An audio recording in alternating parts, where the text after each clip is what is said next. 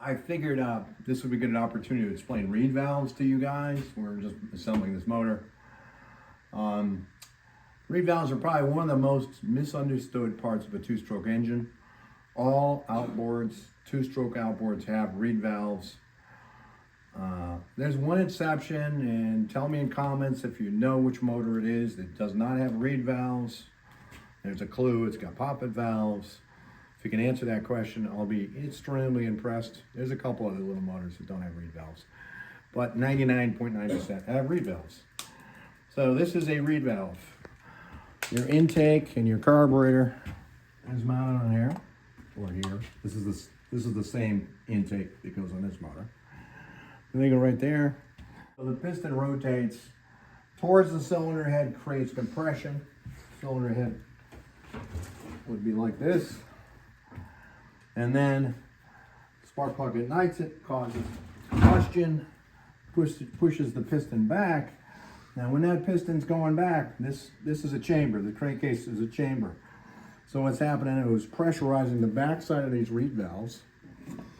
It's closing them, tightening them right up right there.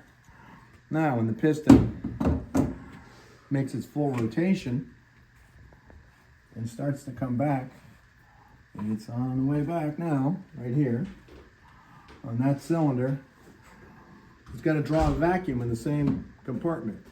It draws the vacuum, they're going to open like this, like that. And I actually do it even when you're just cranking it over by hand. We loaded this up with oil so you can see it. So we're going to try to put the camera in there. Hopefully you can see it. Put some oil in it. You'll probably see the oil get sucked in. Just imagine the oil is a fuel-air mixture. And let's go from here.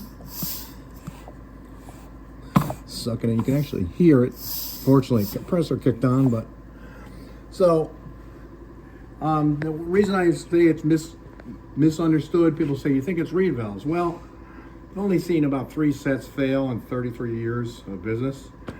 And when they do fail, since you have a broken reed, say it isn't broken right off,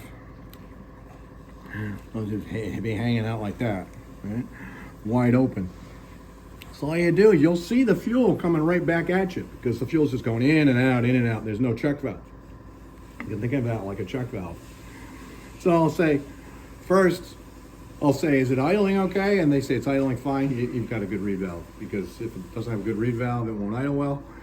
And then if they say, well, it's not idling well, I said, well, take the airbox cover off. That's the cover that goes here. The fuel's spitting back out at you out of the carburetor, like one of these. The fuel's coming back, especially you'll see it on one because they won't ever break at the same time. That's the nice thing about a two-stroke. You've got a bad reed valve. So not that hard to repair.